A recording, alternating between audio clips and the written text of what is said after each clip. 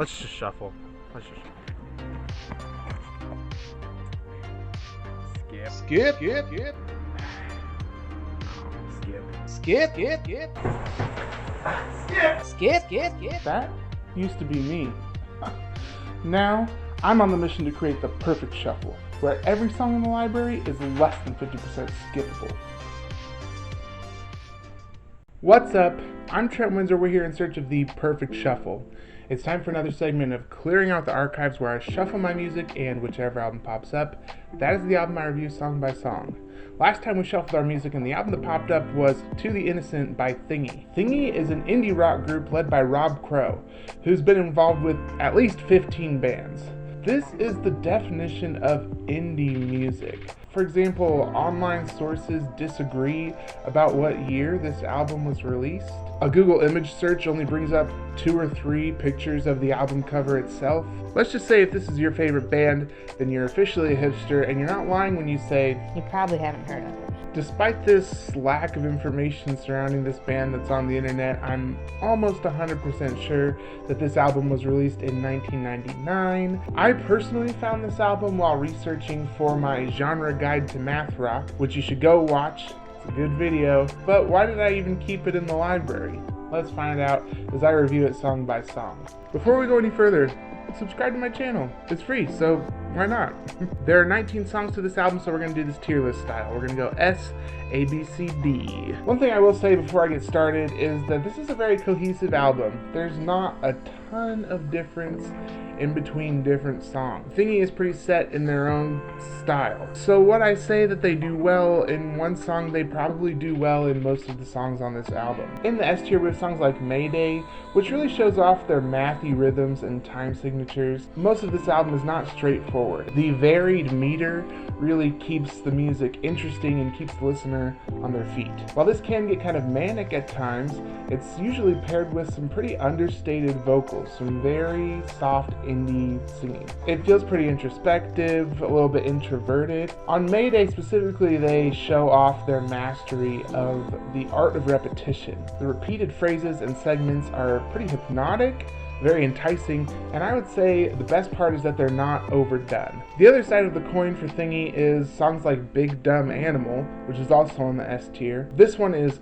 slower, much more straightforward. It has these heavy electric drums, but they're paired with soft acoustic guitar, which kind of creates an anxious feeling. It's extremely hypnotic, very repetitive, but once again, tasteful in its use of repetition. I love this song because I think it really captures very well the feeling of being self-deprecating, of depression, of just being down on yourself.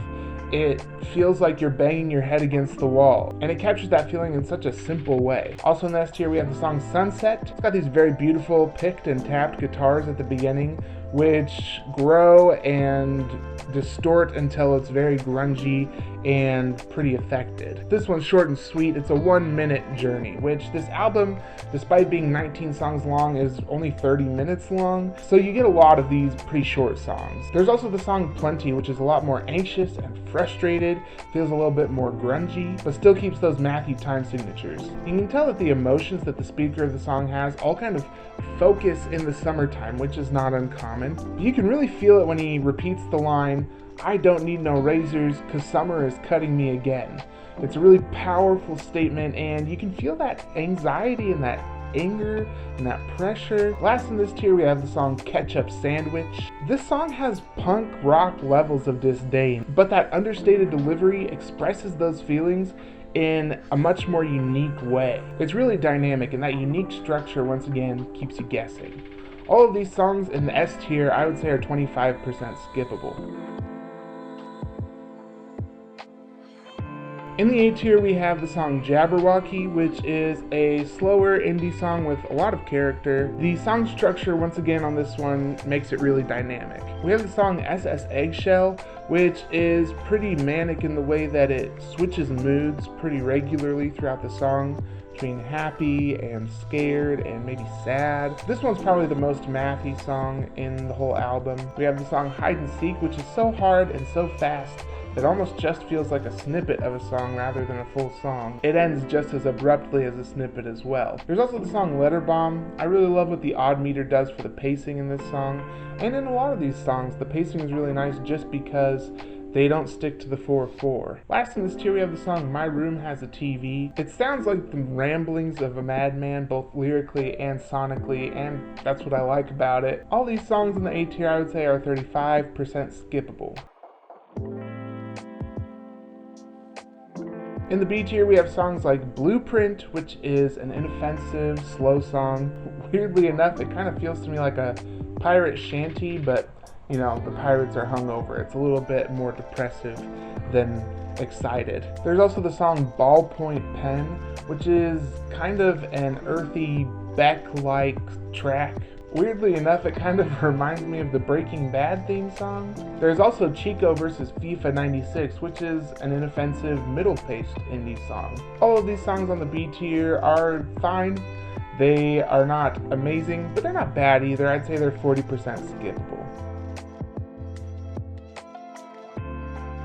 In the C tier we have the song OB1, which is literally just a basic song about Star Wars, pretty much just reciting what Princess Leia says in the little projection.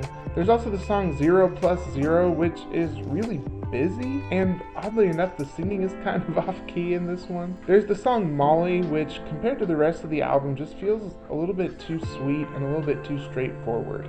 It just doesn't quite fit and doesn't really convey those emotions that Thingy is good at conveying. There's also the long song at the end of the record, which is, surprise, too long. It's slow, boring, and just uninteresting overall.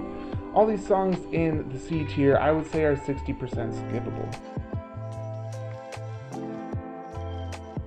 In the D tier we have songs like Rope Swing, which sounds like there's a period after every single word. I imagine that Stevie from Malcolm in the Middle could do karaoke to this one, no problem. Then there's also the song Hydroplane, which has a lot of the elements that make a Thingy song great, but the chord progression is pretty off-putting to me. I don't think it really works. So these songs in the D tier I would say are 70% skippable.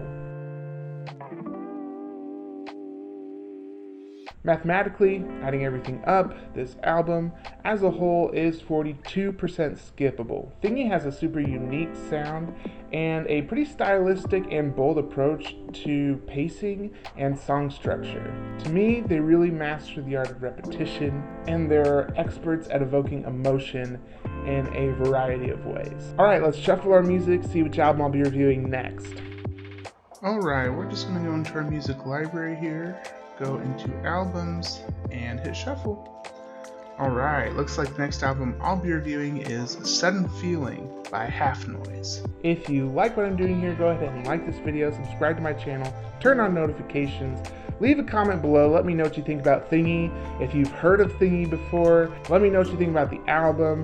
Remember that if you don't agree with me, that's totally fine. I believe that all musical opinions are valid, and I'd love to hear yours. I'll leave links below for my podcast, Music Meritocracy, as well as my playlist for Best of 2019 and Best of 2020, which is a playlist that I'm updating all the time.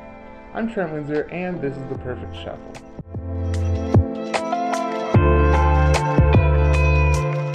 The repeated segments, the repeat